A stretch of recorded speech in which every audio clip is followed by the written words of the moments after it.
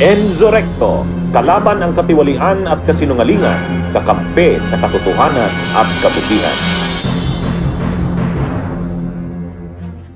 Kaya, sa tanong natin, kapani-paniwala kaya na yung sinabi ni Gloria na wala naman siyang hindi totoo na may kudita siyang pinaplano para palitan si Speaker Bujidi?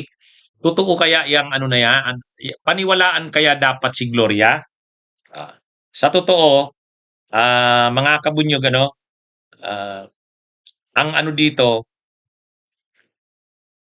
medyo mahirap paniwalaan. Mahirap paniwalaan yan na yung sinasabi na yan ni Gloria. Ako sa tingin ko ganito. Posibleng hindi naman pagpapalit kay Bujidi. Kasi tansyado naman nilang hindi kaya eh. Tansyado yan ni Gloria. Alam niyang hindi nila kayang pagpapalit kay Bujidi. Bakit? Wala eh. Ang huling bilang, 30 lang daw ang nakausap na parang nag-okay. Wala yan.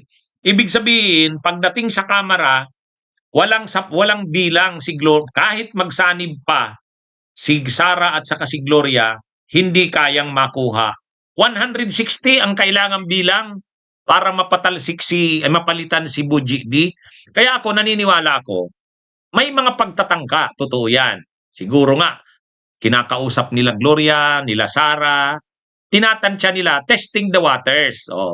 Kaya, kung maniniwala ba tayo sa sinabi ni Gloria na wala silang pinaplanong kudita, mayroon. Nagplano yan. Kinonsider nila yan at gumawa na yan ng mga hakbang. Ibig sabihin, may mga meetings na yan. May nakita nga akong picture na nagsisirculate eh. Mini-meeting niya, may mga mini-meeting siyang kongresista si Gloria. Kaya lang, tingin ko, hindi sila nakakuha ng bilang. 30 nga lang daw eh. Dahil wala talaga, siyempre, anong gagawin ni Gloria? I-deny niya na. I-deny niya na. Pero sa totoo lang, may ginawa yan. May mga kinausap yan. Tinansya nila. Ano kaya? Makagain kaya ng support, momentum galing sa mga kongresista? O kaya lang, nung kinausap nila, wala. Talagang karamihan pa ng kongresista, pro-admin pa. Pro-admin pa. So, sa tingin ko sa ngayon, hindi na itutuloy nila Gloria yan. Mayroon silang ginawang pagtatangka niyan, may mga kinausap yan. Pero dahil hindi nakita nilang wala, hindi nagkakakuha ng suporta, kukunti, 30 lang yata, baka madagdagan man yun, maging 50, wala. 160 ang kailangan. 160 para mapalitan nila si Bujidi. So, sa tingin ko, hindi na yan. Wala na yan, hindi matutuloy na yan. Anumang plano nila na pagpapalit ng liderato ng Kamara, walang mangyayari dyan. Kaya, sa totoo lang kasi talaga, wala namang pwersa ang DDS. Tingnan nyo, nananawagan sila lagi ng people power. Wala namang nagpi-people power. Nananawagan sila ng kudeta ng military, wala naman. Nananawagan sila ng withdrawal of military support, wala din. Nananawagan sila ng kung ano-ano, wala naman. Kudeta sa Kamara, kahit anong gustuhin nila na mapalitan si Bujidi, wala silang bilang. Kasi unang-una, ang partido ni Bujidi, Partido Federal, 40 na kaagad ang miyembro nun. Yung lakas CMD ni Romualdez, marami yun, almost 100 yun. Ibig sabihin, dun pa lang sa grupo ni Romualdez at saka ni Bujidi, Partido Federal pa lang at saka CMD, hindi na nila na kaagad, 140 na plus, 160 plus na. Yung National Unity Party, yan yung partido nila, nila Puno. Nagreklamo lang yun si Puno. Kunwari, pinag-iisipan daw nilang impeachment ni Sara. Pero nung nagbutuhan sa Justice Committee, lahat naman sila bumoto. Doon pa lang, sa butuhan sa Justice Committee, imaginein mo, 50-1, So ibig sabihin wala yan. Hindi talaga wala anumang pagtatangka nila Gloria, nila Sara na magpalit ng liderato sa Kamara, hindi mangyayari yan. Mahirap yan. Alam nila yan. Pero tinangka nila yan. Sigurado tayo tinangka nila yan. Kaya lang, hindi naman nag-prosper eh. So wala na. Kaya ngayon, nagsasabi na mismo si Gloria, hindi, wala. Nakikita nyo yung picture na yan? Nung nakaraang buwan lang yan, magkasama si Sara sa si Gloria doon sa Davao City. Ayan oh. Yung picture na yan. Actually, maraming mga event si Sara na ang umaattend si Gloria. Umaattend si Gloria. Kaya lang, syempre, hindi pa yan masyadong maglalantad si Gloria kasi magaling yan si Gloria ang magkamuflahe. Hindi naman yan papalag ng todo pa sa ngayon kay Marcos. Bakit? Congresswoman siya, kailangan niya ng mga project sa Pampanga. Ha? Pag pumalag siya sa Marcos, wala na siyang mga proyekto. Alam ni Gloria yan.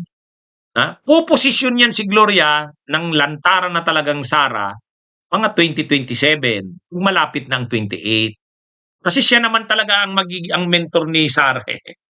Pero sa ngayon, hindi nila mapipigilan ang impeachment. Hindi nila mapipigilan 'yan sa Kamara. Lulusot at lulusot 'yan. Alam nila Gloria 'yan. Pero nagtangka yan na mag-usap. May mga kinausap yan na kongresista. Naniniwala ako. Kaya yung mga pumutok na balibalita na may kudeta, dahil yan sa may mga kinausap silang kongresista at yung mga kinausap nilang kongresista ay nagpaabot yon. Siyempre, nagpaabot yon sa liderato ng Kamara o nakarating ngayon sa media. Ang unang nag-leak ng balitang yan na may kudetang binubuo sila Gloria, media eh. 'Di ba? Media. O bakit binalita ng media yon? Eh, ang media, pag may mga ugong-ugong sa loob ng Kamara, kaagad-agad nakukuha nila yan. Kaya, totoo ba na wala daw plano si Gloria na palitan si Buji D? Ngayon, wala na kasi hindi sila nagtagumpay. Walang nakuhang numero. Di ba? Oh. Pero ang totoo niyan, may mga kinausap yan. Kaya lang, mukhang nang nakita nila, ta-30 lang, wala, hindi na tinuloy.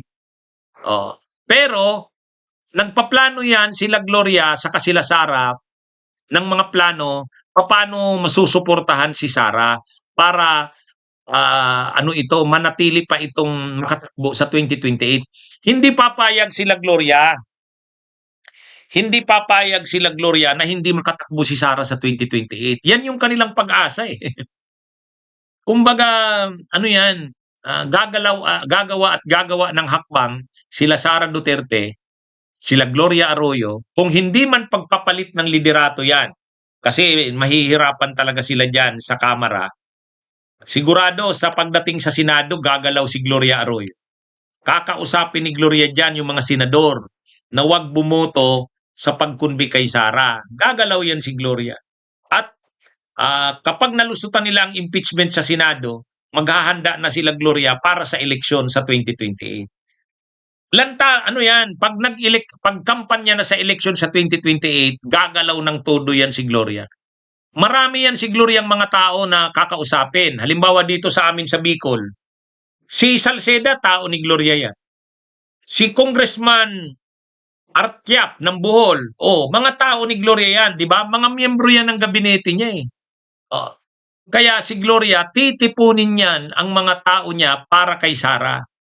Sa ngayon, yung mga tao na yan, tulad ni Salceda, tulad ni Artyap, hindi lang yan gumagalaw, pero magmi-meeting na yan sa kasila Gloria. Sa ngayon, hindi nila kayang palitan ang liderato ng Kamara, pero gagalaw sila dyan, kakausapin ang mga senador na wag i-convict si Sara sa impeachment, tapos magbubuo na sila ng mga makinarya. Magbubuo na yan ng mga makinarya para sa kandidatura ni Sara. Kasi talagang susugal na yan si Gloria para kay Sara. Yan ang pag-asa nila. Yan ang pag-asa nila sa 2028. Kaya yang sila Chavit Singson, sila Mike Defensor, Salceda, tataya yan kay Sara. At si Gloria ang magmamaniobra niyan. Sa ngayon, nag-deny siya na magkukudeta kasi hindi nga nakakuha ng bilang. So yung plan B nila na kudeta sa Kamara, wala na yan. Wala na yan. Pero magpaplano yan ng iba. May plan C, may plan D pa yan. Tahimik lang yan si Gloria pero marami yang mga niluluto. Marami yang plano para kay Sara. Okay, mga kabunyog, mga kababayan, magandang araw sa inyong lahat. Bunyog, bunyog, halikan na kasama ka. Bunyog, kapag buklod ay may pag-asa. Luzon, Visayas, Mindanao, isa ang pananaw. Sa bagong Pilipinas ang bunyog isisigaw. Bunyog.